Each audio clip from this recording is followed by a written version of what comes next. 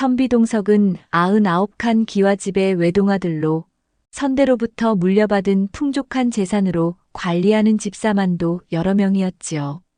20살 무렵 부모님이 돌림병으로 세상을 떠나시자 그는 몇 해를 혼자 지내며 보통 사람과는 다른 생각을 품게 되었어요. 집안에 여러 명의 집사와 수십 명의 하인이 재산을 관리해주는 덕에 동석 본인은 재물이나 명예에는 관심이 없었습니다. 그 대신 전국에 있는 20살 이전에 과부가 된 젊은 여인을 보쌈해 오겠다는 특별한 사명감이 마음 깊숙이 자리 잡고 있었지요. 억지로 수절을 강요받는 젊은 과부들을 그냥 두어선 안 된다는 정의감에 불타 있었습니다. 운명 같은 이 사명을 위해 몸이 날쌔고 무공에 뛰어난 무사셋을 데려와 전국을 돌아다니게 했고 젊은 과부들이 어디에 있는지 일일이 알아오게 하였지요. 첫 번째 보쌈이 주인공은 한양에 사는 이조판서 둘째 며느리로 이조판서의 둘째 아들이 혼인을 올린 지 1년도 채 되지 않아 병을 얻어 세상을 떴다지요. 그러니 19살의 나이에 홀로 남겨진 보영은 젊은 나이에 수절해야만 하는 신세가 되어버렸습니다. 갑작스런 남편의 죽음으로 슬픔에 빠져 힘든 상황에도 명문가의 대감댁인 만큼 온갖 시선과 예절은 더욱 엄격할 수밖에 없었지요. 집안 어른들은 겉으로는 참 안쓰럽구나 하며 혀를 끌끌 차면서도 정작 과부에게 요구되는 덕목과 예절을 몰아붙이는 걸 멈추지 않았습니다.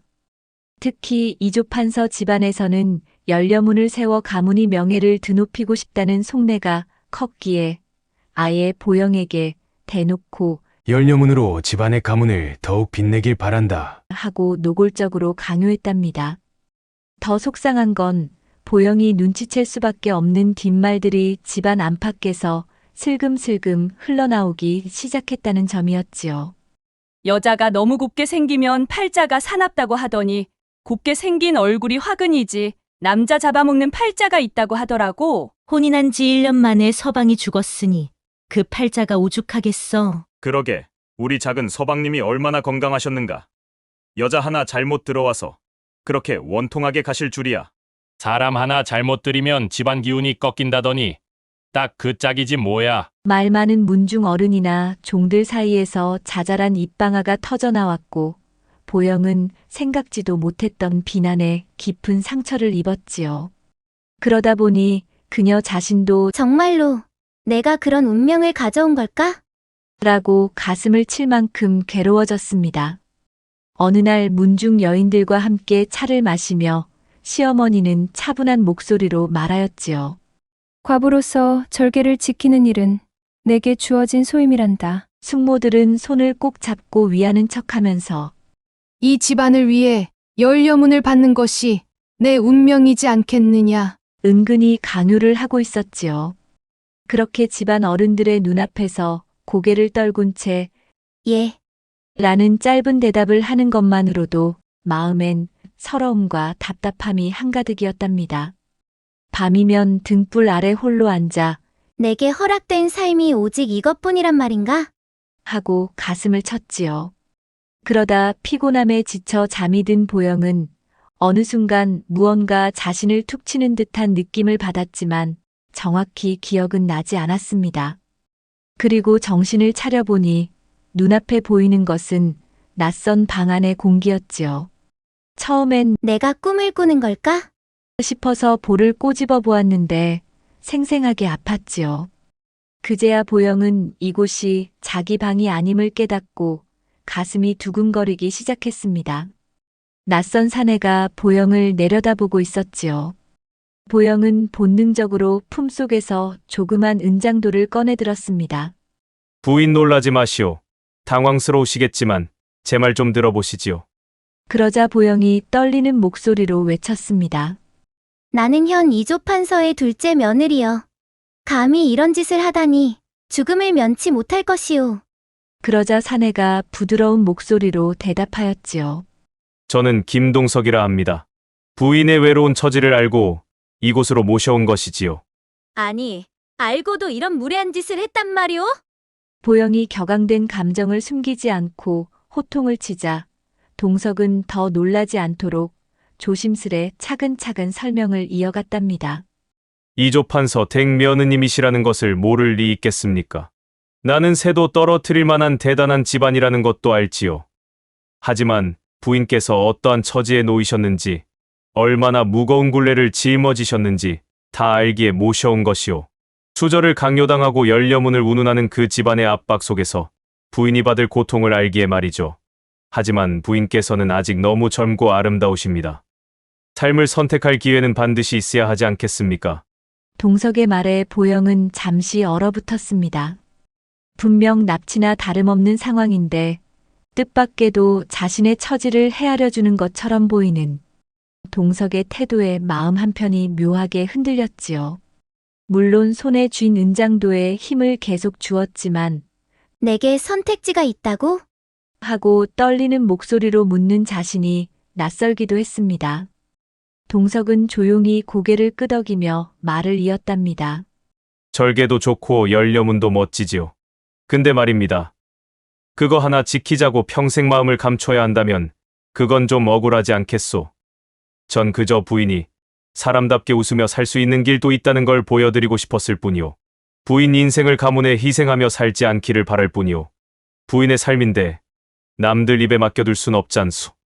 낯선 사내의 한마디에 오래도록 막혀있던 가슴속 응어리가 순식간에 풀려버리자 보영은 눈물이 왈칵 쏟아질 것 같았지만 꾹 참아내었습니다. 아직은 모든 게 혼란스럽고 가문에 폐를 끼친다는 죄책감이 들기도 했으니까요. 그런데도 눈앞의 동석은 왠지 듬직하고 훤칠함까지 겸비하고 있으니 가슴이 콩닥콩닥 뛰는 걸 어쩔 수가 없었지요. 결국 동석은 잔뜩 떨고 있는 보영을 살포시 안아주었습니다. 잠시 머뭇거리던 보영도 순간적으로 마음을 놓아버렸지요. 어찌 이런 일이? 얼었던 마음이 한순간에 눈 녹듯 녹아버리고 동석의 넓은 가슴팍에 안기게 되었답니다. 그러다 보니 보영이 쥐고 있던 은장도가 손에서 살며시 빠져나와 방바닥에 떨어지고 어찌된 일인지 보영도 동석과 함께 방바닥을 뒹굴게 되었죠. 그렇게 잊고 살았던 운우지정을 나누게 된 보영은 순간 자신도 알 수 없는 전율에 빠져들고 말았습니다. 동석의 체온이 피부에 닿을 때마다 심장은 자꾸만 빨라졌고 그의 숨결이 귓가를 스칠 때마다 가슴 깊은 곳에서 무언가 뜨겁게 차오르는 듯 했지요. 이게 정말 나란 말인가? 차디차게 얼었던 마음이 어느새 봄바람처럼 포근히 풀려 그에게 기대는 자신이 믿기지 않았습니다. 그렇게 청산과부였던 보영은 예상치 못하게 새로운 행복을 맞이하게 되었지요. 동석의 무사들이 어느 마을을 돌아보고 있던 무렵이었죠. 그때 늙은 여인의 악다구니 소리가 집안 가득 울려 퍼지는데 동네 사람들은 또 시작이구먼. 하면서 혀를 끌끌 차며 지나가곤 했지요. 이 소동의 주인공은 다름 아닌 과부 며느리와 함께 살고 있는 순덕 시어머니였어요. 순덕은 젊은 나이에 남편을 잃은 뒤 홀시어머니와 살고 있었지요.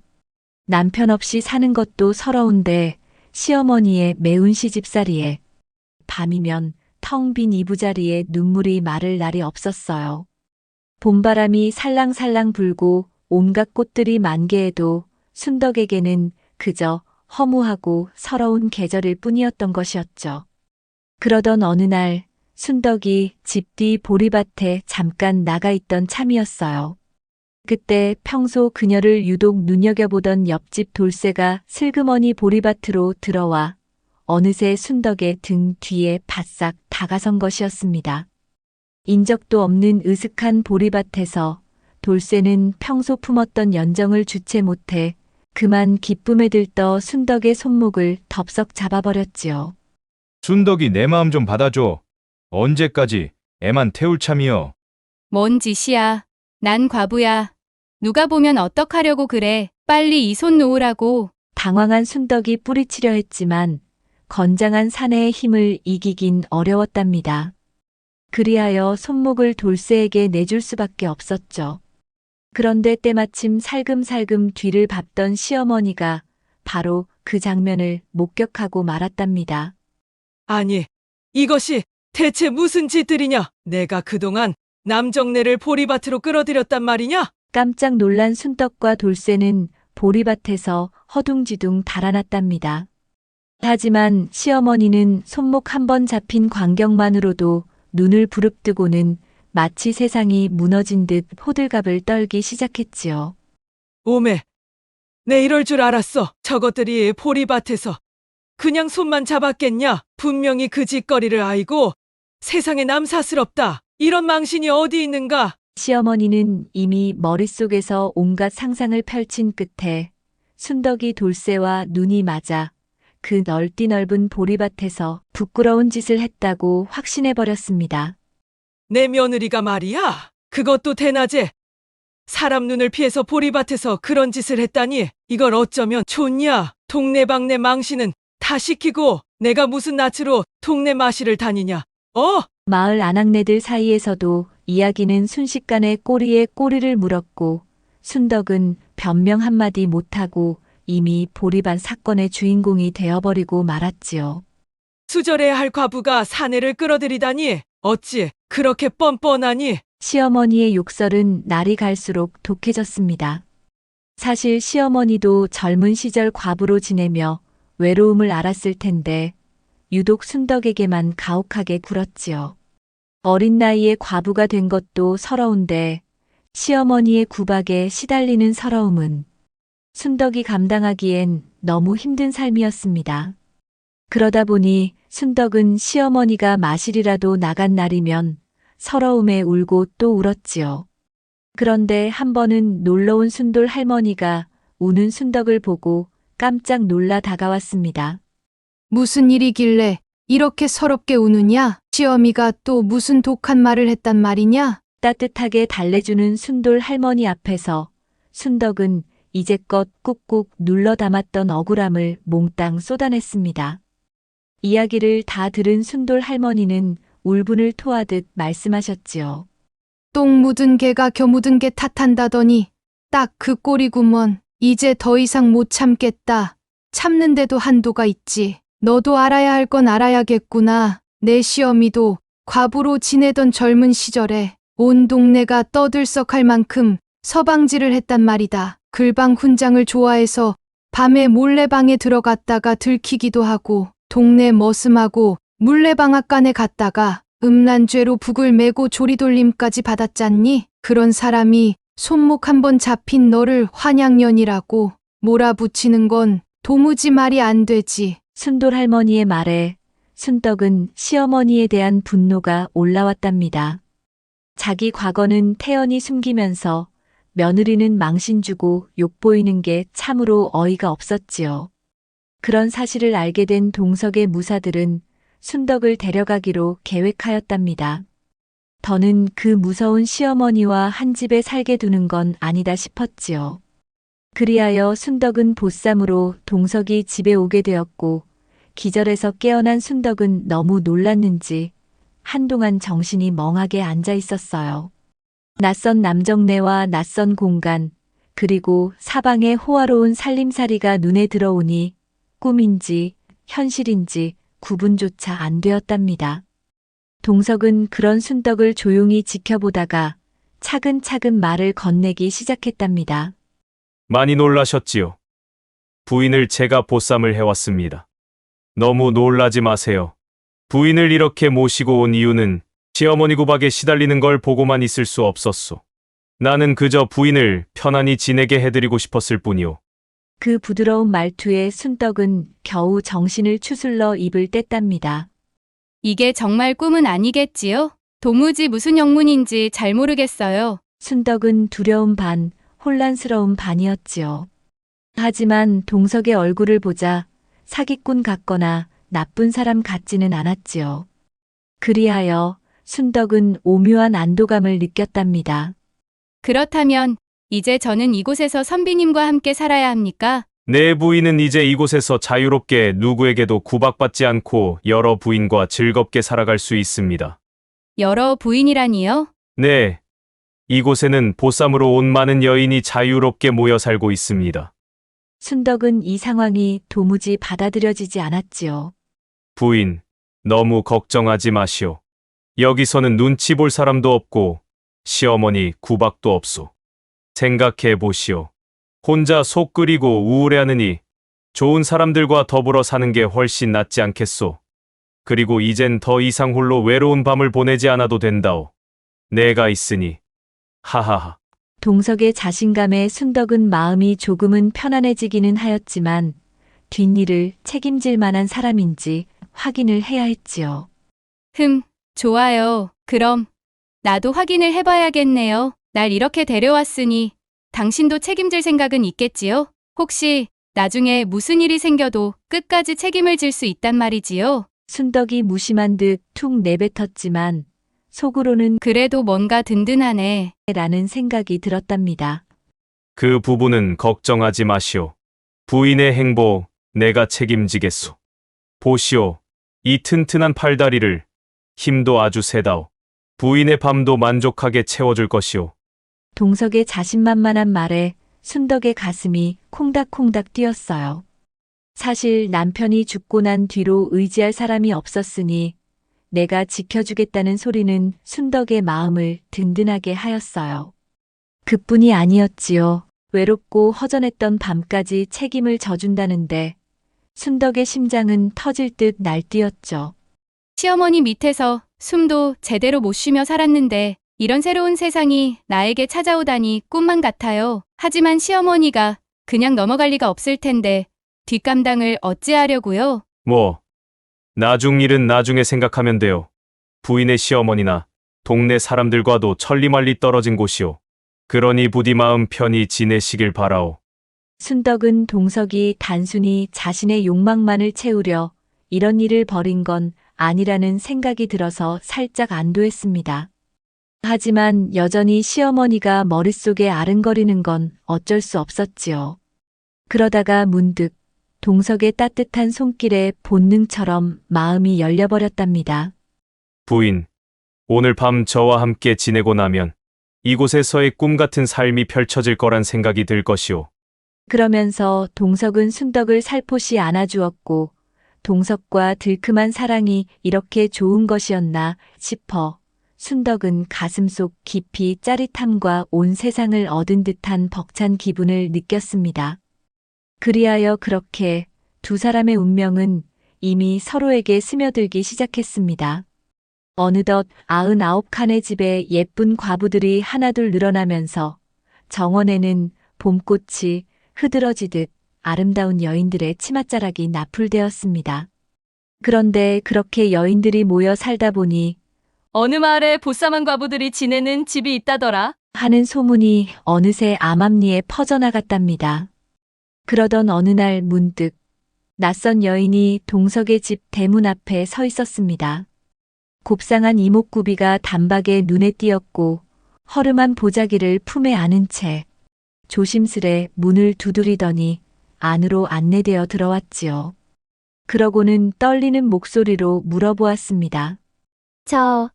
혹시 이곳이 수절 과부들이 지내고 있다는 집이 맞나요? 바로 그때 마루 끝에서 걸어 나오던 동석이 조용히 여인을 살폈지요. 부인께서는 무슨 일로 이 집에 오셨습니까? 여인은 깊이 숨을 고르더니 마침내 마음속 이야기를 털어놓았습니다. 수절하며 살다가 견디기 힘들어 도망쳐 나왔습니다. 듣자 하니 이곳에서는 과부로 사는 여인들이 새 삶을 찾을 수 있다고 해서 혹시나 하는 마음에 동석이 가만히 그녀를 보니 겉보기엔 단정하고 차분해 보였지만 내면은 이미 외로움과 쓸쓸한 마음의 눈빛은 감출 수 없었지요. 동석은 껄껄 웃으며 반갑게 맞았습니다. 맞습니다. 여기는 수절과부들이 함께 모여 사는 곳입니다. 잘 오셨소. 덕분에 우리 무사들의 수고를 덜어주셨군요. 아무튼 환영하오, 부인. 그 따뜻한 환대에 여인은 참았던 한숨을 푹 내쉬며 작게 인사를 건넸답니다. 이렇게 반겨주시다니 정말 고맙습니다. 마침 긴장이 풀리는 순간 여인의 배에서 꼬르륵 소리가 크게 들렸지요. 새벽같이 시댁을 빠져나오느라 허겁지겁 달려왔으니 배가 고플 만도 했던 것이었죠. 여인은 얼굴이 붉어지며 살짝 웃었답니다. 동트기가 무섭게 도망 나오느라 아무것도 먹지 못했더니 민망하네요. 동석은 하인을 불러 여인을 실방으로 안내하고 곧바로 따뜻한 밥상을 차려 오도록 일렀습니다. 푸짐한 밥을 배불리 먹은 뒤에서야 여인은 자기 속내를 털어놓았습니다. 과부라는 굴레에 스스로 갇혀 모든 걸 포기하고 살 필요가 있을까? 그런 의문을 늘 품고 살고 있었지요. 그러던 참에 이런 곳이 있다 하여 이런 과감한 행동을 하게 되었답니다. 라며 그녀는 당당하게 자신의 마음을 털어놓았습니다. 그런 그녀에게 동석은 가볍게 농담을 던지며 마음을 풀어주려 했습니다.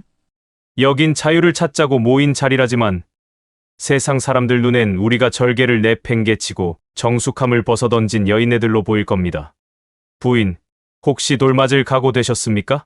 그러자 여인은 살며시 미소 지으며 대답했답니다. 돌맞는 것이 나을 수도 있겠지요. 억지로 정조를 보장하며 사는 게 훨씬 더 힘들었습니다. 하루를 살아도 나로 내 인생을 살고 싶습니다. 이런저런 이야기가 오가는 중에 이미 집안에 있던 다른 부인들도 어느새 슬쩍 다가와 여인을 둘러보았답니다. 사실 이곳에 모인 이들은 다들 속사정이 남달랐고 그만큼 서로 공감해주고 기대며 지내는 분위기가 짙었지요. 이름이 어떻게 되십니까? 복단이라고 합니다. 복단 부인 잘 오셨어요. 이곳은 수절도 열려문도 필요 없이 자유롭게 살아갈 수 있어요. 복단은 얼굴을 붉히며 고개를 살짝 숙였답니다. 고맙습니다. 이제껏 남의 눈치만 보며 살아온 세월이 너무 길었습니다. 이때 동석이 미소를 지었습니다. 이 집에는 법도니 수절이니 그런 것은 없습니다. 다만 서로 믿어주고 책임질 건 책임지면 되지요. 부인은 탁월한 선택을 하신 것이지요. 하하. 그리하여 복단은 다른 여인들과 달리 스스로 찾아와 이 집에 머물게 되었습니다.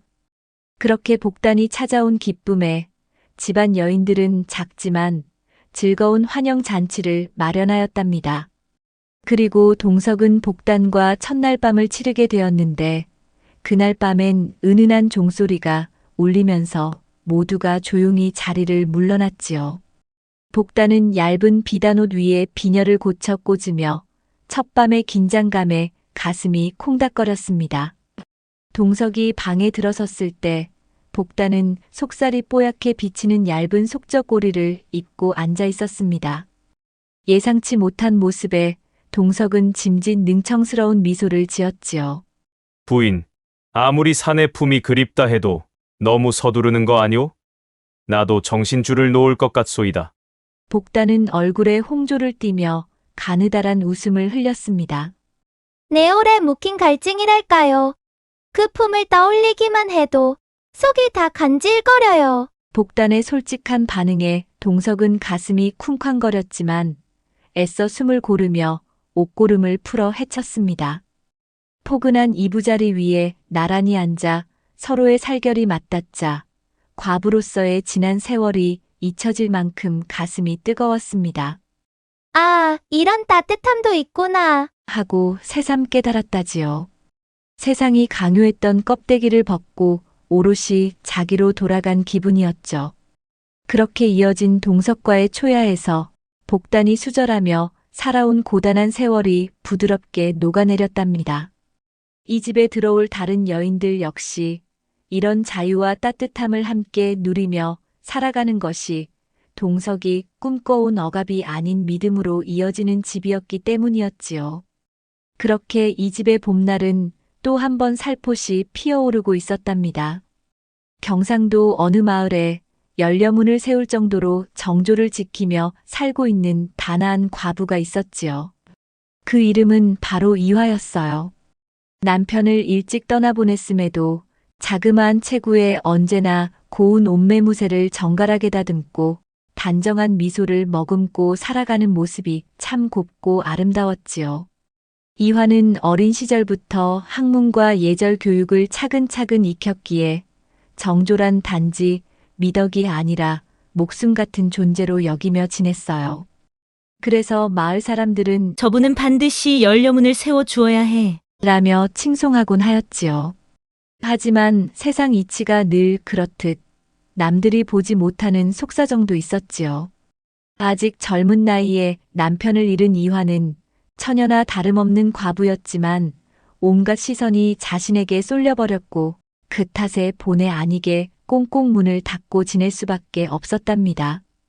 바람이 살짝만 불어도 혹시 옷자락이 나부껴 남의 눈에 거슬리지 않을까 싶어 조바심 낼 만큼 말이지요. 이화 이야기를 들은 동석은 솔직히 좀 의아했지요. 보쌈이라는 게 대개는 외롭고 딱한 처지의 과부를 데려오는 일인데 이화는 수저를 천성처럼 받아들이며 잘 살고 있기 때문이었지요. 그런데 어느 날 이화가 겉으론 열려라 칭송받고 있다고 해도 실상은 전혀 행복하지 않다는 뜻밖의 말이 동석의 귀에 들려왔습니다. 칭송은 많이 받지만 저렇게 삶 전체를 저당 잡힌 채 살아가는 게 과연 행복하겠습니까? 밤마다 등불만 켜놓은 채 멍하니 천장만 바라보다가 겨우 잠든다더군요. 제발 이화를 보쌈에 가서 새로운 삶을 살도록 도와주세요. 그 사람이 바로 이화의 친오라버니였답니다. 이화는 아직 한창 젊은데도 마치 스스로를 감옥에 가둔 듯한 삶을 살고 있어요. 한 번쯤은 진짜 자유가 어떤 건지 느껴보게 해줄 순 없겠는지요. 그런 간절한 마음이 담긴 부탁이었지요. 동석은 망설였지만 그래. 한번 저 착하고 강직한 과부를 참된 자유의 길로 이끌어보자. 연려 대접받는다고 꼭 행복한 건 아니니까. 하고 마음먹었답니다. 그리하여 동석이 무사들과 함께 이화 부인을 살포시 보쌈에 왔는데 이화는 순간적인 충격에 기절했다가 깨어났답니다. 눈을 뜬 뒤에는 잔뜩 경계하는 눈길로 주위를 둘러보았지요. 동석은 예의를 차리느라 한 걸음 물러나 앉아 낮은 목소리로 상황을 설명했답니다. 이화 부인, 많이 놀라셨지요? 당신은 누구이고 여긴 대체 어디란 말이오? 저는 김동석이라 하는 선비이고 이곳은 저의 집입니다. 부인의 오라버니가 제게 도움을 청하셨어요.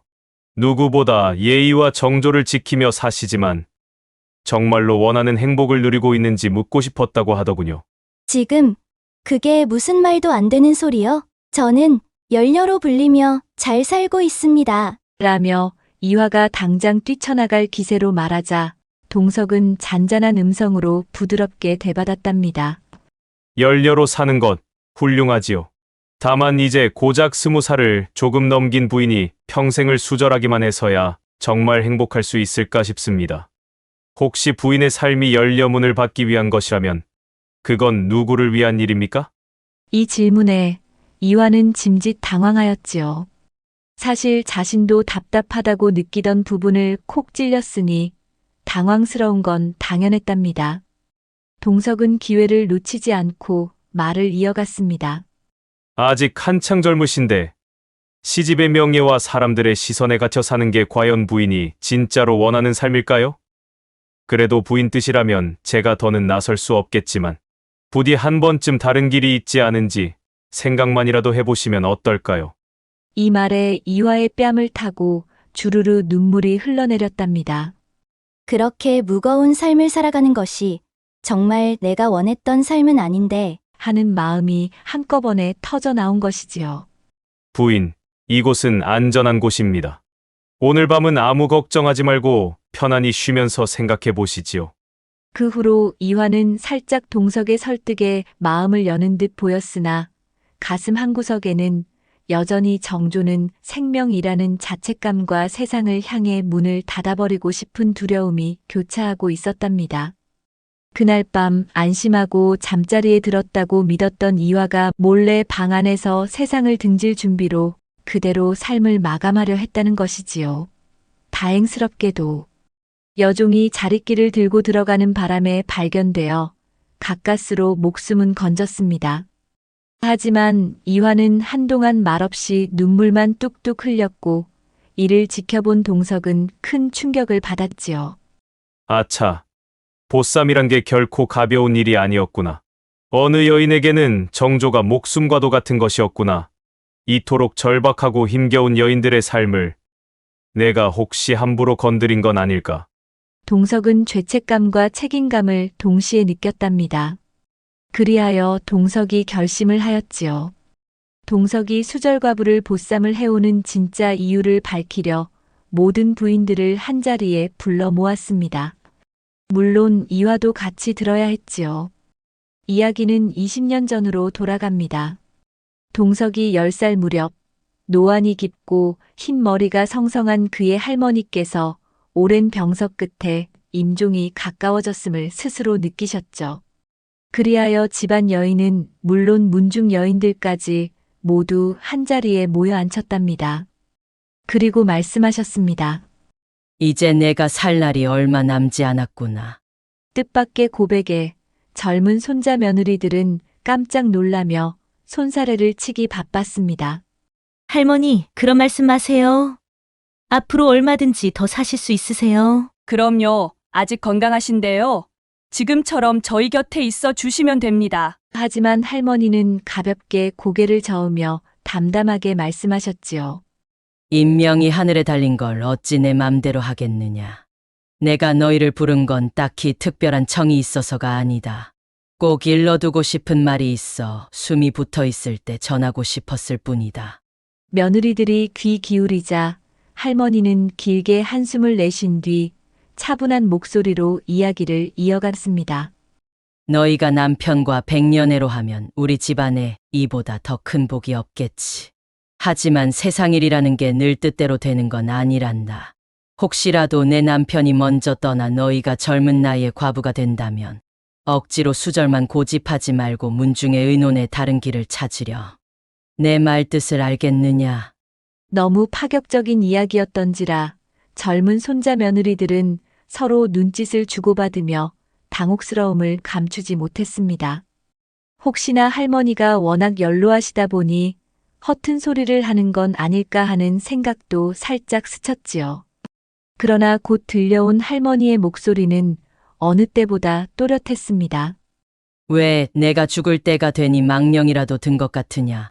한 번도 과부로 살아보지 않고서는 그 고달픔을 어찌 알겠느냐? 나도 18살에 남편을 잃은 뒤로 60해 넘게 과부 서름을 견뎌왔다. 그 얘기를 잠깐 해줄 테니 그저 들어두기나 하거라. 며느리들은 본능적으로 몸을 움츠렸지만 시조모님의 마지막 가르침이라 여기며 묵묵히 들을 수밖에 없었습니다. 잠시 희미한 미소를 짓던 할머니는 눈을 감고 먼 추억을 떠올리듯 잠시 침묵에 잠겼다가 다시 조용히 숨을 고르고 입을 여셨습니다. 내가 과부가 된 건 18살 때였어. 명문가에서 태어나 이른 시기에 시집을 가서 아이까지 베고 있었으니 개가 같은 건 꿈도 꾸지 못했단다. 처음엔 남편 잃은 슬픔으로 매일 울며 보냈는데 세월이 흐르면서 상처가 아물까 싶어도 바람 부는 새벽이나 빗소리 시린 밤이면 도무지 견디기 어려웠지. 따뜻한 체온도 말벗도 없으니 차가운 벽에 비치는 등불만 멍하니 바라보다가 서글픈 밤을 숱하게 보냈단다. 이야기를 듣던 손자 며느리들 몇몇은 이미 눈가가 촉촉해졌습니다. 그 어린 나이에 평생을 수절하며 버텼다고 하니 실감이 안 나면서도 마음은 짠해진 것이지요. 할머니는 낮게 깔린 목소리로 계속 이야기를 이어갔습니다. 그러다 한 번은 시아버지의 조카 되는 젊은이가 집에 머물렀는데 성품도 괜찮고 학식도 있어 보였어. 병풍 틈새로 그 젊은이를 힐끗 본 뒤부터는 내 마음이 흔들리더구나. 한 번 동안 마음은 사람 힘으로 어찌할 수 없더라. 밤이면 그 방 앞을 서성이며 들어갈까 말까 실랑이 한 게 여러 번이었지. 들어가자니 두렵고 돌아서자니 섭섭하고. 그때 참 인생이 이렇게 내 맘처럼 안 되는 거란 걸 뼈저리게 깨달았다. 할머니는 그 순간을 떠올린 듯 쓴웃음을 지으셨습니다. 결국 나는 그를 향한 연정을 참지 못하고 그의 방문을 열고 막 들어서려는데 그때 등불 아래 앉아있는 사람이 보였는데 피를 흘리며 울고 있는 사람이 보이는 거야. 그는 다름 아닌 내 죽은 남편이었어. 소스라치게 놀라 비명을 지르며 깨어보니 꿈이었지. 내 방 등잔불만 가물가물하고 있더구나. 그 순간 젖먹이가 울음을 터뜨려서야 정신을 차렸는데 그때 이미 내 정졸한 것이 허물어졌을지도 몰라. 그 말을 들은 며느리들은 입을 다물 수가 없었습니다. 충격적이면서도 얼마나 외롭고 힘들었으면 이런 꿈까지 꿨을까 하는 생각에 마음이 짠해졌지요. 할머니는 아득한 기억을 되짚어 본 듯 목소리를 가늘게 떨며 덧붙이셨습니다. 그 일이 있은 뒤로 난 마음을 접고 과부로서 지켜야 할 것을 지키며 아들만을 바라보며 살아왔지. 세월이 흘러 문중과 양가에서 열렬하 추앙받았지. 하지만 솔직히 말하자면 결코 편하거나 즐거운 길은 아니었단다. 그 긴 세월 홀로 자신과 싸우면서 살아온 삶이란 그리 녹록한 삶이 아니었단다. 그래서 너희에게 당부하는 거다. 굳이 평생을 과부로 살지 않아도 된다. 남편이 먼저 떠났다면 이젠 세상도 달라졌으니 마음이 가는 대로 다시 시집을 가든 다른 방도를 찾든 스스로를 더 소중히 여기거라. 그러고 나서 할머니는 편안한 미소로 마지막 숨을 고르기 시작했습니다. 그 모습에 며느리들은 한참 동안 목 놓아 울었답니다. 젊은 나이에 과부로 지내면서 겪어야 했던 고된 세월을 이제서야 조금이나마 헤아린 셈이었지요. 어찌 그리 애를 태우셨을까? 이제는 하늘에서라도 좋은 짝을 다시 만나서 행복한 삶을 살아보세요. 그렇게 할머니는 긴긴 인생에 대한 마지막 가르침을 남기고 세상을 떠나셨습니다. 동석은 어린 시절 할머니에게 들었던 그 유언 아닌 유언을 마음 깊이 간직하고 있었던 것이었죠. 과부가 되거든 절대 혼자 살지 말아라. 그 외로운 삶이 얼마나 고된 줄 너희는 모른다. 그 말은 어린 동석의 가슴 한켠에 지울 수 없는 흔적으로 남았답니다. 세월이 흘러 부모님마저 세상을 떠나고 혼자가 된 동석은 오랫동안 마음속에 품어왔던 그 다짐을 실천에 옮기기로 결심했습니다. 더는 누구도 홀로 눈물 짓는 삶에 갇혀선 안 된다고 자신이 할 수 있는 방법으로 그 굴레를 끊어보겠다고 말이지요. 동석의 담담한 고백을 들은 부인들은 말없이 눈물을 훔쳤습니다. 처음엔 그저 납치된 듯 데려온 사람이라 여겼던 그가 알고 보니 고된 과거 속 여인들의 삶을 가만히 품어주고 싶어 했다는 걸 알게 되었을 때 이화의 마음도 조금씩 열리기 시작했습니다. 돌이켜보면 조금 무모하고 무례한 방식을 택했을지도 모르지요. 하지만 수절 과부로 홀로 외롭게 사느니 이곳에서 다시 삶의 의미를 찾아보는 편이 낫지 않을까 싶었습니다. 그러니 이화 부인도 다른 분들과 함께 마음 편히 지내시고 죄책감은 내려놓으시면 어떨까 합니다.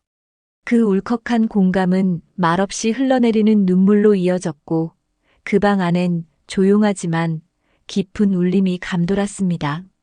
이화 부인의 마음이 열리고 모든 삶이 일상으로 편안하게 돌아간 다음 동석은 다시 부인들을 불러 모았습니다.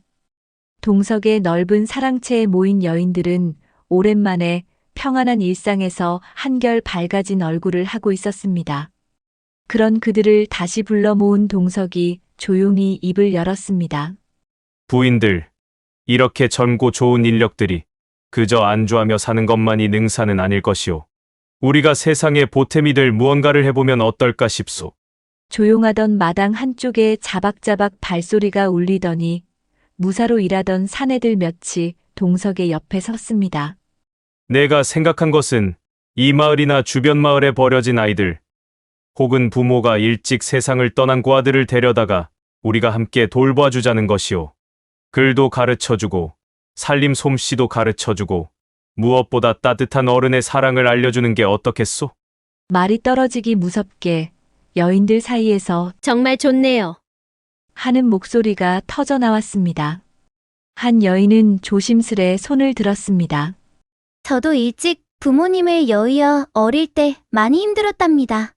만약 저 같은 아이가 또 있다면 정말로 따뜻하게 품어주고 싶어요. 그 말을 들은 다른 이도 격렬히 고개를 끄덕이며 눈시울을 붉혔습니다. 여인들의 진심 어린 반응에 동석은 물론 무사들도 모두 숙연해졌습니다. 우리가 힘을 합치면 할 수 있소. 내가 가진 재산이며 여러분이 가진 지혜와 손재주, 그리고 우리 무사들의 발걸음이 어우러지면 못 해낼 일이 뭐가 있겠소? 그러자 무사들이 헛기침하며 나섰습니다. 예, 저희는 이제부터는 아이들을 데려오는 일을 맡겠습니다. 몸 쓰는 건 자신 있으니 험한 곳이라도 마다하지 않고 아이들을 찾아오겠습니다. 짧은 대화가 오간 후 방 안은 따뜻한 열기로 가득 찼습니다. 금세라도 아이들의 웃음소리가 울려 퍼지는 장면이 눈앞에 아른거리는 듯 했지요. 그리고 그날 밤 부인들은 함께 아이들을 맞이할 방을 꾸미기 위해 방석을 꿰매고 이불을 챙기며 분주히 움직였습니다. 돌이켜보면 저마다 과부라는 세상의 낙인에 시달리던 이들인데 지금은 새로운 출발을 준비하는 마냥 들뜨고 설레는 표정이었습니다. 그 풍경을 지켜보던 동석은 조용히 속삭이듯 말했습니다. 할머니께서 늘 말씀하셨소. 남을 살리는 일이 곧 너를 살리는 길이니라. 아마 지금이 우리가 새 삶을 여는 순간일게요. 차오르는 감동에 조용한 눈물이 여인들의 눈가를 적셨습니다. 하지만 이번의 눈물은 기쁨과 감사, 그리고 희망이 담긴 눈물이었지요. 오늘의 이 시간이 정말 새로운 시작이 될 것 같아. 어느 부인의 작은 목소리에 마치 마당에 핀 달빛도 더욱 밝아지는 듯 했습니다. 그렇게 동석의 집은 곧 아이들을 위한 모두가 함께하는 따뜻한 보금자리로 변해가기 시작했습니다. 옛날엔 여인이 한 번 남편을 잃으면 사회 전체가 수절이 곧 덕목이라며 그 삶을 올가매곤 했지요. 그러나 할머니의 마지막 말씀은 그 길이 얼마나 힘겹고 인간적인 감정까지 억눌러야 하는지 깨닫게 해주었습니다. 만일 여기서 한 발짝 나아가 자신을 위한 행복을 선택한다면 그것이야말로 할머니가 전하고 싶었던 진정한 유언을 실천하는 일이 될 것으로 생각한 것이었지요. 듣고 시청자 여러분, 여러분은 자신의 삶을 얼만큼 잘 살고 있나요? 주위 환경에 억눌리지 않고 자신의 삶을 자유롭게 살아간다면 그것이야말로 진정한 내 행복한 삶이 아닐까 생각해 봅니다. 감사합니다. 10개월 만에 뜨거운 하룻밤. 노총각 덕만은 오늘도 하루 종일 땀 흘려 밭일하고 거의 파김치가 되다시피 하여 천근만근 발걸음을 하고 집으로 터벅터벅 걸어가는 길이었지요.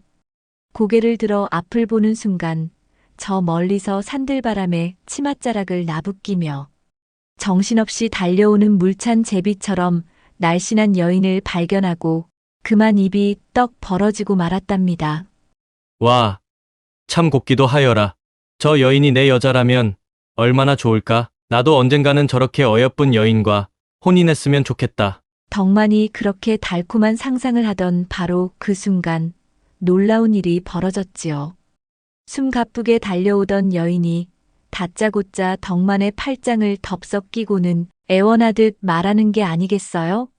서방님, 지금 뒤에서 쫓아오는 사람들이 저를 잡아가려 해요. 제발 도와주세요. 덕만은 영문도 모른 채 여인이 달려온 뒤쪽을 바라보며 그저 멍하니 서 있을 수밖에 없었어요. 갑자기 서방님이라 부르며 달려와서는 불안당 패거리로부터 구해달라니 얼떨떨하지 않을 수 없었습니다. 그러는 사이 곧 뒤쫓아온 패거리 서너 명이 덕만에게 와서 다짜고짜 물었습니다. 당신이 정말 그 여인의 서방이요? 여인은 기다렸다는 듯이 재빨리 끼어들어 말했지요. 맞아요. 제 서방님이에요. 그렇죠. 서방님. 덕만은 순간 머리가 하얗게 되어 얼떨결에 네. 하고 대답하고 말았어요. 그러자 패거리는 놓칠세라 다시 덕만 앞으로 들이치며 되레 좋아하는 기색을 보였지요. 그래, 잘 되었구먼.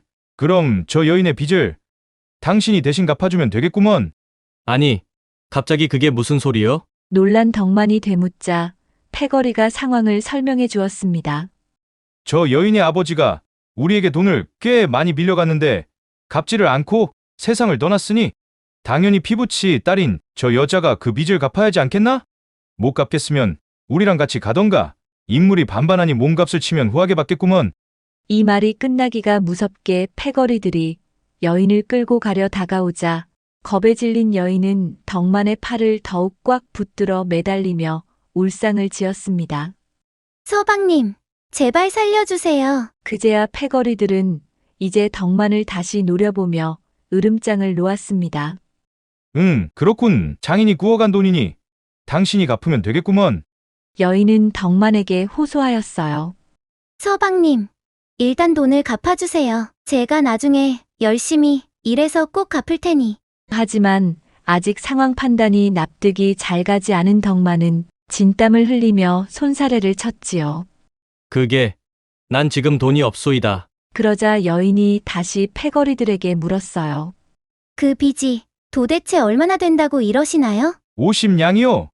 50냥이라는 말에 여인과 덕만은 동시에 입이 떡 벌어졌습니다. 보통 적은 금액이 아니었으니까요. 그러던 찰나 같은 마을에 살던 김생이란 사람이 그 옆을 지나다가 덕만을 보고 멈춰 섰습니다. 그는 묵직한 돈뭉치를 들고 보이며 덕만을 불렀지요. 덕만이 여기 있었구먼. 그동안 바빠서 자네 품삯을 못 줬는데 이번에 한꺼번에 주겠네. 석 달 밀린 임금 50냥이네. 어쩔 수 없이 빚을 대신 갚아줄 수밖에 없었지요. 덕만 자신도 땀 흘려 힘겹게 번 돈이건만 여인의 애절한 눈빛을 그냥 외면하기에는 여인의 자태가 너무나 곱고 동정하는 마음으로 또 여인이 패거리에게 잡혀가는 걸 그대로 두고 볼 수는 없었지요. 자, 여기 50냥이요. 이걸로 빚을 모두 청산하였으니 이제 그만 물러들 가시오. 돈을 확인한 패거리들은 시시덕거리며 돌아갔고 덕만은 여인을 바라보며 한숨을 크게 내쉬었습니다. 이제 내 돈은 고스란히 저 여인 빚으로 날아갔구나. 이를 어쩐담. 하면서도 다른 한편에서는 이상하게도 후회 대신 자신도 모르는 뿌듯한 마음이 들었지요. 하지만 절망감이 더 밀려와 여인의 손을 뿌리치고 집으로 발길을 돌려 걸어가던 덕만은 여인이 자기의 뒤를 졸졸 따라오는 것을 느끼게 되었지요. 이제 또 어쩌라고 나를 따라오는 게요. 덕만이 퉁명스러운 목소리로 물었더니 여인이 고개를 숙인 채 나지막이 중얼거렸어요. 그 많은 빚을 모두 갚아주셨는데 은혜를 입고 그냥 모른 채 가버리면 제 마음이 영 편치 않을 것 같아서요. 그 빚 제가 열심히 일해서 꼭 갚아드리겠습니다. 알겠으니 그만 돌아가시오. 덕만은 처음 보는 여인에게 선뜻 50냥을 사기당한 것 같아 은근히 화가 치밀어 올랐고 속상한 마음에 퉁명스럽게 여인에게 쏘아붙였지요. 하지만 여인은 돌아갈 생각은 안 하고 머뭇거리더니 말하였어요. 살고 있던 집도 빚 때문에 남의 손에 벌써 넘어갔고 저는 이제 갈 곳이 없게 되었습니다. 그럼 내가 어쩌란 말이오? 노총각 혼자 사는 집에 같이 얹혀 살기라도 할 셈인 거요. 그렇게라도 해주시면 제가 집안 허드렛 일을 하고 부지런히 품삯을 벌어서 진 빚을 갚겠습니다. 갈 곳이 없다는 말을 들은 덕만은 생각하였지요. 차라리 혼인하여 함께 살면 50냥은 안 갚아도 된다고 같이 살자고 해볼까? 아니야. 이렇게 곱고 아름다운 여인이 나 같은 가난뱅이 노총각하고 혼인할 일은 없겠지. 라고 혼자 생각에 빠져있던 덕만은 에이, 못 먹는 감 찔러나 보자고 여인에게 말하였어요. 그럼 나하고 혼인을 하면 한 집에서 같이 살아도 되고 50냥도 갚지 않아도 될 터이니 나랑 혼인하겠소? 여인은 뜻밖의 제안에 잠시 넋이 나간 사람처럼 덕만을 뚫어지게 쳐다보다가 수줍게 말하였어요. 예? 혼인이라고요? 그건 좀 쉽게 결정할 문제가 아닌 것 같은데. 그래도 갈 곳도 마땅히 없고 의지할 데도 없는 처지니 차라리 혼인하는 것도 괜찮겠네요. 그럼 50냥은 없던 걸로 해도 되겠지요? 저 같은 미인을 얻는데 50냥쯤은 무시해도 괜찮겠지요? 당신이 내 옆에 있다면 그까짓 것 50냥이 대수이겠습니까? 사실은 아까부터 내 심장이 왜 이리 두근거리는지 첫눈에 당신에게 반해버린 것 같아요. 그렇게 둘 사이에는 흥정 아닌 흥정을 하면서 한참 묘한 정적이 흐른 뒤 여인은 화사한 미소와 함께 살짝 고개를 끄덕였지요. 예, 그러면 잘 부탁드립니다. 서방님, 저는 미진이라 합니다. 참으로 묘한 인연으로 예상치 못했던 갑작스러운 만남이었지만 어느새 백년가약을 맺은 부부가 되어 함께 살기를 약속하게 되었지요. 아버지의 빚이 맺어준 부부의 인연이라. 그렇게 하여 덕만은 그리도 바라던 아름다운 여인과 혼인하여 함께 살게 되었답니다. 그런데 이게 웬일인가? 두 사람이 정식으로 부부가 되었는데도 불구하고 덕만은 밤만 되면 슬며시 자기 잠자리를 피해버리는 것이었습니다. 아내가 된 미진은 처음엔 덕만이 부끄러움을 많이 타기 때문이라 이해하려 했지만 밤이 되면 눈치를 살피며 피할 궁리를 하는 신랑의 태도가 점점 수상쩍었습니다. 아니, 서방님, 벌써 혼인을 한 지 몇 날이 지났는데도 왜 저를 안아주지도 않으세요? 미진이 용기를 내어 따지듯 물어봤으나 덕만은 애매하게 웃으며 요즘 몸이 좀 피곤해서 라고 핑계를 대곤 했답니다. 그럴 때마다 미진의 마음은 자존심도 상하고 은근히 화가 치밀어 오르기도 했지요. 내가 혹시라도 부족한가 아니면 나를 안아보고 싶은 마음조차 없는 것인가? 사내가 여인의 품을 멀리하다니. 이런저런 생각들이 복잡하게 스멀스멀 생겨나니 어차피 빚을 떼일 것이라 여겨서 50냥 때문에 할 수 없이 나와 혼인을 한 것인가. 미진은 자기도 모르게 점점 예민해졌습니다. 덕만의 행동은 참으로 이해할 수가 없었어요. 하루에도 몇 번씩 집안에서 마주칠 때마다 미소를 지으면서 매 끼니 밥상도 함께 나누고 밖에서 일할 때도 아내 걱정을 하지만 막상 밤이 되면 방구석에서 헛기침이나 하며 미진과 떨어져 돌아눕는 것이었어요. 그러한 덕만의 행동이 미진으로서는 도저히 원인을 알 수가 없었답니다. 혹시 고자인가? 아니면 그 중요한 곳에 무슨 문제라도 있는 것인가? 미진으로서는 갖은 생각들이 꼬리에 꼬리를 물고 다양한 방향으로 추측을 할 수밖에 없게 되었지요. 갈수록 더욱 애가 타는 것은 미진이었어요. 밤마다 열정적이고 주체할 수 없는 욕정으로 남자의 그것을 갈망하게 되었지만 그 가슴 뛰는 사랑은 한낱 머릿속으로만 그려볼 수밖에 없었지요. 아니 서방이라는 자가 이렇듯 여자를 멀리하는 데는 필시 말 못할 사연이 있는 것이 분명하다고 생각한 미진은 점점 더 답답하기만 하였습니다. 설마 덕만이 혹시라도 고자인가? 그 얼토당토하는 생각까지 스쳐 지나갔지만 미진은 머리를 흔들며 아니라고 스스로를 다잡아 보았습니다. 그러나 몇 날 며칠이 지나도 상황은 변함이 없으니 미진의 상상은 점점 이상한 방향으로 흘러갈 수밖에 없었지요. 그리하여 미진은 덕만이 힘을 쓸 수 있도록 몸에 좋은 사골국이며 정력에 탁월한 여러 가지 한약재를 다려 끼니 때마다 덕만에게 주었지요. 이게 무엇이오? 서방님, 요즘 날씨도 차갑고 고생하시는 서방님의 기력을 보충하는 한약을 좀 다려왔습니다. 서방님의 몸이 축나면 큰일이에요. 용한 의원께 특별히 부탁하여 지은 것이니 끊이지 않게 끼니 때마다 잊지 말고 드시도록 하세요. 아니, 이게 무슨 약이란 말이요? 이것을 모두 돈을 주고 샀단 말이요? 그럼 어디서 났겠어요? 서방님이 밤마다 도대체 힘을 못 쓰시니 걱정이 돼요. 제가 이렇게 준비하였습니다. 우리에게 이렇게 낭비할 돈이 어디 있다고. 이런데 비싼 돈을 쓴단 말이오? 앞으로는 내 허락 없이 헛되이 쓰는 일이 없도록 하시오. 라며 오히려 미진에게 호통을 쳤습니다. 그 말을 들은 미진은 한편으로 서운하였지요. 서방님을 위한 보약을 지은 것뿐인데 역정까지 들어야 했으니까요. 아니, 힘을 써야 할 곳에 쓰지 않으시고 밤마다 저만치 떨어져 주무시니 마치 독수공방하는 제 신세를 한 번이라도 생각해 본 적이 있으셨나요? 제가 왜 이렇게 보약을 준비했겠어요? 서방님, 정말 너무하십니다. 그렇게 미진이 혼자서 애간장을 타고 있었지요. 덕만은 혼인한 지 어느덧 한 달이 넘었건만 이상하게도 그는 아내인 미진에게 좀처럼 다가가지 않았습니다. 미진은 멀쩡한 서방을 앞에 놓고 독수 공방을 해야 하는 처지가 너무나도 애처롭고 화가 났습니다. 그리하여 미진은 다른 방법을 쓰기로 생각을 했습니다. 그날 초저녁 덕만이 농사일을 마치고 삽이며 괭이며 망태기를 정리하고 들어올 즈음 미진은 평소보다 얇은 저고리에 약간 들어 올려진 치마를 가볍게 둘러 입은 채로 밥상 앞에 앉아 있었습니다.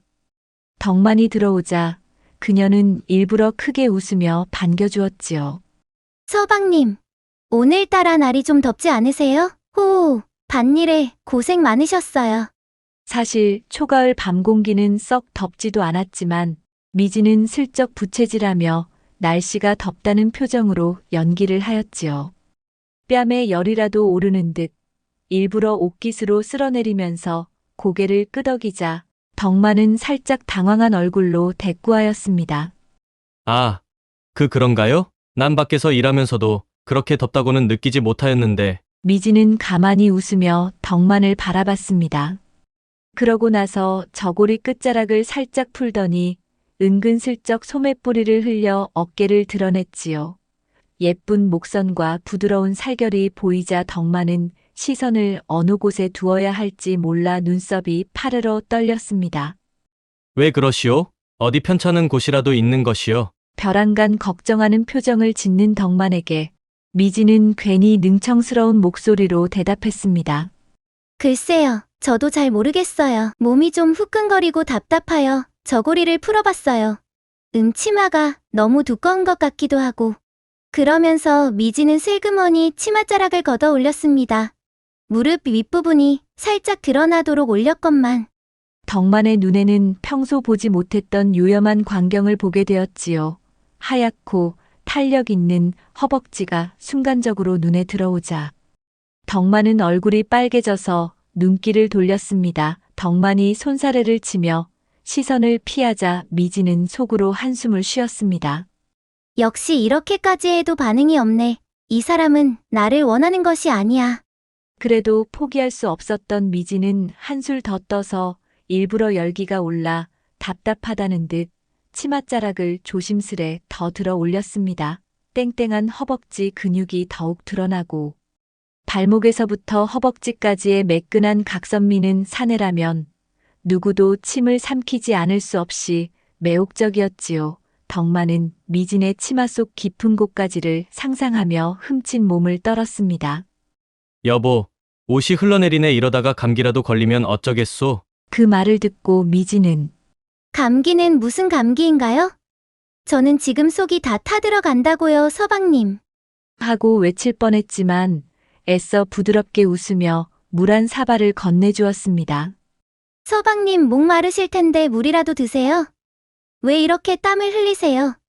저도 땀이 나긴 하네요. 저도 좀 마셔야겠어요. 그 순간 미진은 일부러 잔을 들고 입술을 적시며 물을 마셨습니다. 요염하게 마시는 미진의 젖은 입술이 시야에 들어오자 덕만은 갑자기 헛기침에 대며 자리에서 벌떡 일어섰지요. 나는 잠깐 밖에 좀 나갔다 오겠소. 바람 쐬고 마을 한 바퀴 돌고 올 테니 당신 먼저 자고 있으시오. 갑작스레 원인도 모른 채 밖으로 나가버린 덕만에게 미진은 어이가 없어 들어올린 치맛자락을 뿌리치듯 내려놓으며 투덜댔습니다. 이게 무슨 경우야? 왜 입에다 넣어주어도 못 먹고 저러냐고. 대체 내게는 마음이 없는 건가? 한참이 지나서 바람을 쐬고 들어온 덕만은 방 한구석에 앉아 잔뜩 주눅이 든 표정으로 미진을 마주했습니다. 혼인하고 3개월이 지나도록 그야말로 밤마다 소닥 보듯 하는 덕만에게 더 이상을 참을 수 없어 미진이 따져 물었습니다. 이제 더는 못 참겠어요. 서방님, 대체 저를 왜 피하시는 겁니까? 이럴 거면 뭐하러 혼인을 하였습니까? 일하는 하인이 한 명 더 필요했던 것입니까? 아니면 50냥이 아까워서 저와 혼인을 한 것입니까? 이제 아이도 가져야 할 것 아닙니까? 화가 머리끝까지 난 미진은 생각 없이 입에서 나오는 대로 쏘아붙였지요. 이제 변명으로는 더 이상 물러날 길이 없음을 직감했는지 덕만이 드디어 조심스레 입을 열었습니다. 그게 실은 아이를 가질까봐 겁이 나서요. 덕만의 말에 미진은 도무지 이해가 안 된다는 표정으로 고개를 갸웃했습니다. 아이를 낳는 게 왜 겁이 난다는 건가요? 다들 혼이 나면 당연히 아이 낳아 키우면서 행복하게 사는데 겁날 일이 뭐가 있겠습니까? 덕만이 나지막이 대답했지요. 나는 지금도 겨우겨우 끼니를 때우고 있는 형편이어서 아이가 생기면 더 힘들어질까 두렵소. 내 아이들에게 지독한 가난을 물려주는 건 정말 못할 노릇이요. 그 말을 들은 미진은 순간 말문이 막혔습니다. 그러고 보니 덕만은 새벽같이 일하러 나가며 항상 아침은 물 한 사발로 채우고 나갔지요. 하루 종일 고된 노동을 마치고 돌아와도 보리밥 한 사발이 전부였지요.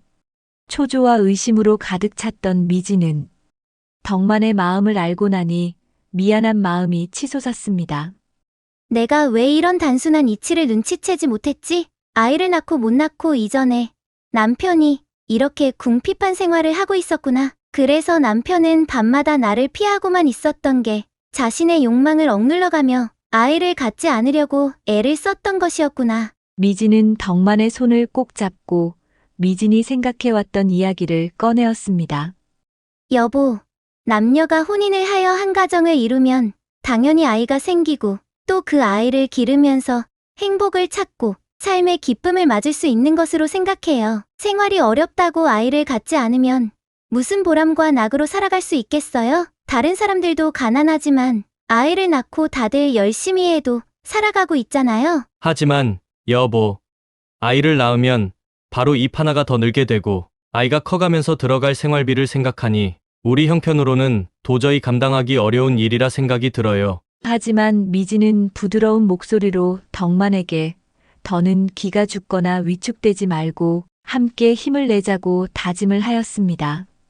우리의 형편이 어려운 건 사실이지만 사람은 태어날 때 자기가 먹을 것을 갖고 타고난다고 하잖아요. 분명히 우리 아이도 자기가 먹을 것을 갖고 태어날 테니 너무 걱정하지 말고 순리대로 받아들입시다. 미진은 덕만 곁으로 더 다가가서 애정 깊은 눈빛으로 덕만을 쳐다보았어요.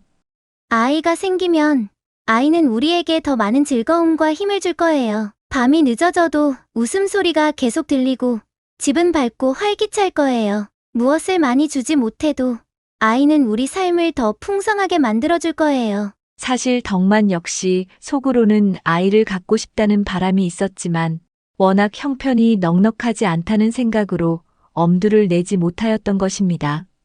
그래요. 나도 그렇게 생각하오.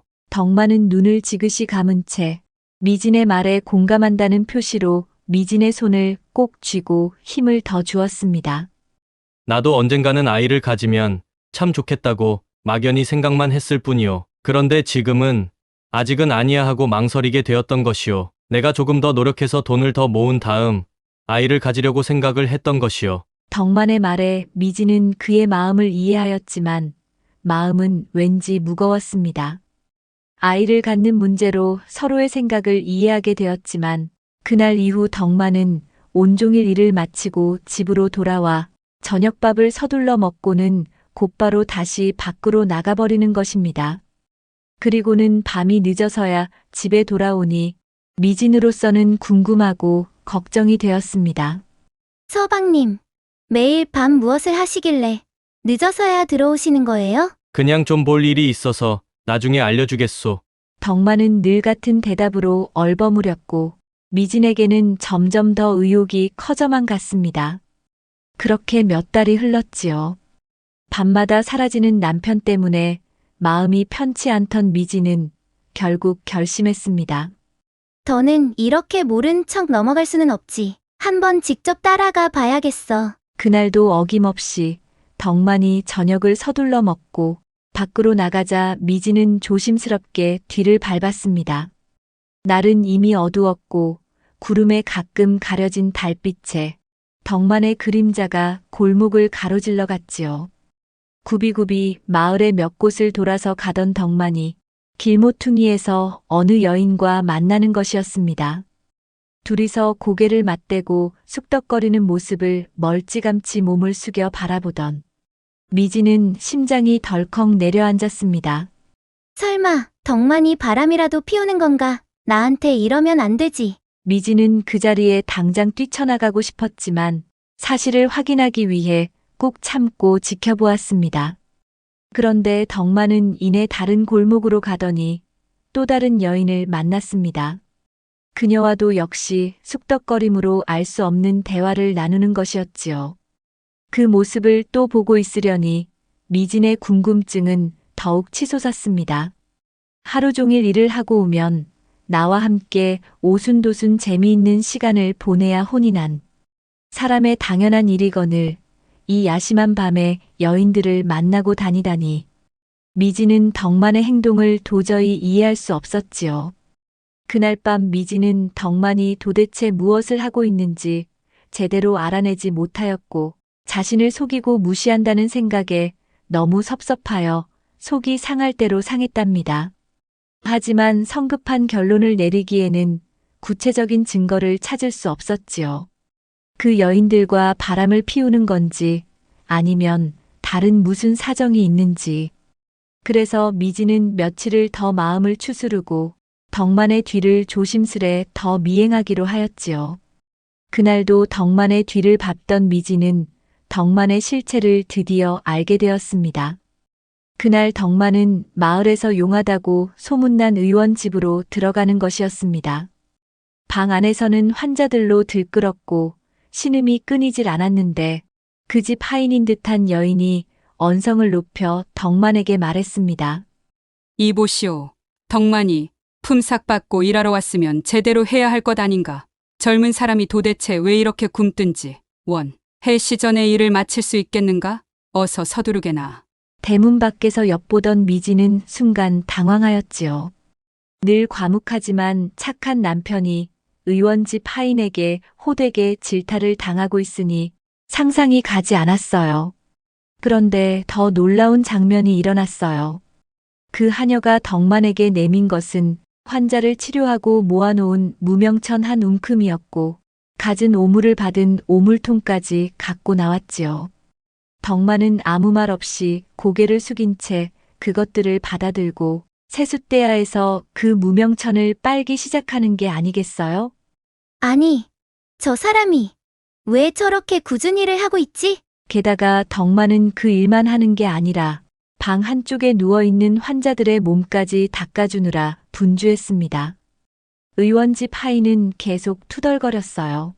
피 묻은 수건은 빨리 빨아야 악취가 덜 난다네. 그리고 피 묻은 수건은 방망이질을 더 세게 해야 깨끗해지니 팡팡 때려 빨고 환자들 몸 구석구석 잘 닦아주어야 욕창이 안 생긴다네. 라며 잔소리를 퍼붓는데 덕만은 아무런 불만 없이 오로지 일에만 몰두했습니다.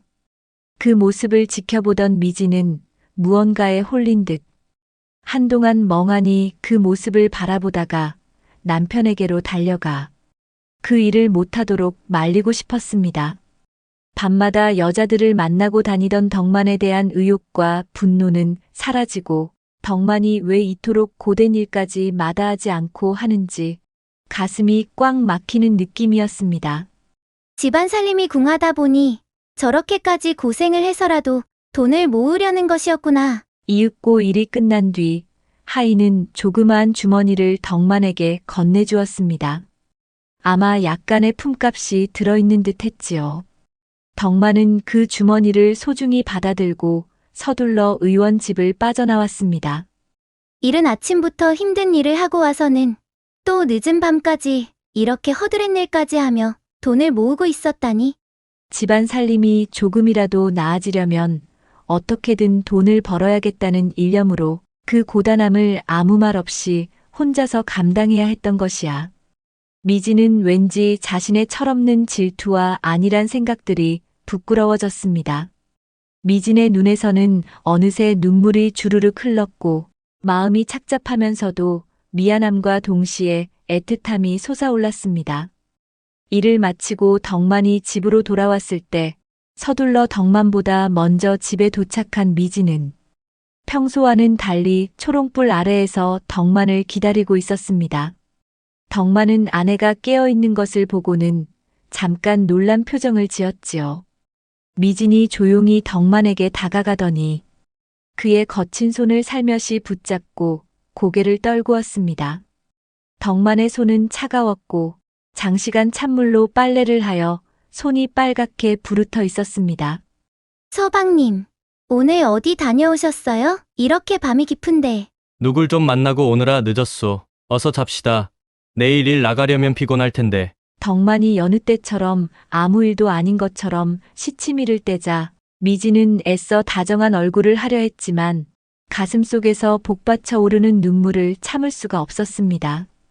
매일 나가서 누구를 만난단 말이에요? 상황을 이미 파악하여 모든 일을 알고 있으면서도 미지는 마침내 울먹이는 목소리로 밤마다 나가서 무슨 일을 그렇게 고되게 하는지 물어보았어요. 왜 그렇게 고된 일까지 하고 다니는 거예요? 낮에 일하는 것만으로도 힘에 부쳐 밤마다 잠도 못 주무시고 끙끙 앓아가면서 고생하는 이유가 뭐냐고요? 왜 굳이 그렇게 힘든 일을 추가로 하시려는 건가요? 덕만은 잠시 숨을 고르듯 조용히 눈을 내려 미진의 손을 살포시 잡고는 미진 앞에서 더는 숨길 수 없다는 듯 천천히 입을 열었습니다. 당신이 언젠가 아이를 갖고 싶다고 말하지 않았소. 남들에게는 평범한 일이지만 가난한 우리 처지에선 그 일이 두렵고 망설여질 수밖에 없었소. 그래서 하루빨리 돈을 더 모으고 논밭이라도 마련해 아이를 가질 수 있는 날을 꿈꾸며 여기저기 뛰어다니며 품팔이를 했던 것이요. 처음으로 덕만의 입에서 마음속으로 간직한 아이 이야기가 나오는 게 놀라웠던 미지는 이내 그의 진심이 애틋하여 가슴이 뭉클해졌습니다. 줄곧 가난한 형편 때문에 아이를 갖기가 겁난다라며 움츠러들어 있던 덕만이 한편으로는 미진 몰래 어떻게 해서든 형편이 좀 더 나아지게 하려고 밤낮 없이 뛰어다니고 있었던 것이었습니다. 덕만의 거친 손등을 부여잡으며 미지는 하염없이 눈물을 떨궜지요. 서방님, 몸을 돌보지 않고 왜 그렇게 혼자서만 힘들게 일을 하고 다녔어요? 그런 계획을 말해주었으면 저도 밤늦게까지라도 삭바느질을 하거나 낮에 남의 집 품팔이를 더해서 한 푼이라도 보탰을 텐데 밤마다 저를 여인으로 보아주지 않는 서방님을 야속하고 원망하게 만든 당신이 정말 미운 사람입니다. 미진이 훌쩍거리며 말을 잇자 덕만은 들키지 않으려고 애를 썼던 지난 일들이 생각나 쑥스러운 표정을 지으며 한편으로는 안도하였지요. 그동안 감춰왔던 마음을 모두 털어놓으니 기분이 홀가분해졌습니다. 난 당신까지 살림 걱정시키는 것이 싫었소. 내 힘만으로 해결하고 싶었을 뿐이요. 그런데 이렇게 들켜버리고 말았네. 하하. 미지는 덕만의 진심 어린 말에 한 번 더 울컥했습니다. 덕만이 자신을 조금이라도 덜 힘들게 하려고 밤마다 꾸준히를 도맡아왔다는 사실이 더 애틋하게 고마움으로 밀려왔습니다. 미지는 이제 더 이상 남편을 홀로 고생하게 두지는 않겠다고 다짐했습니다. 이제부터는 혼자만 애쓰지 말아요. 저도 함께 힘을 보탤 거예요. 힘을 합쳐야 논밭도 사고 나중에 아이를 낳아도 배불리 먹이고 입힐 수 있지 않겠어요? 저도 옆에서 열심히 도울 테니 서방님은 너무 무리하지 마시고 몸을 챙기세요. 그래야 건강한 우리 아이가 나오지 않겠어요? 여보, 사실은 내 그동안 모아둔 품삯으로 밭 한 마지기를 그저께 사게 되었소. 그러니 이제 우리 아이를 갖도록 노력해봅시다. 네, 그것이 정말인가요? 호, 그럼 저 얼른 준비하고 오겠어요. 준비는 무슨 준비가 필요하단 말이오. 급하니 어서 이불 속으로 들어오시오. 덕만과 미지는 혼인한 지 10개월 만에 드디어 몸을 합치게 되었습니다. 10개월의 긴 세월만큼 이나 두 사람은 더욱 달아올라 격정적인 밤을 보내게 되었습니다. 그렇게 무르익은 두 사람의 사랑은 미진과 덕만을 꼭 닮은 귀엽고 예쁜 아들딸을 낳게 되었습니다. 그리고 더 많은 논밭과 넓은 집을 마련하여 오래도록 재미있고 행복하게 잘 살았다는 이야기입니다. 인명은 제천이라 했지요. 생명은 하늘이 내려주신 귀한 선물입니다. 아무리 힘든 시기라도 한 아이의 탄생은 집안에 기쁨과 희망을 불러오며 그 축복은 결국 모든 어려움을 이겨내는 원동력이 될 것입니다.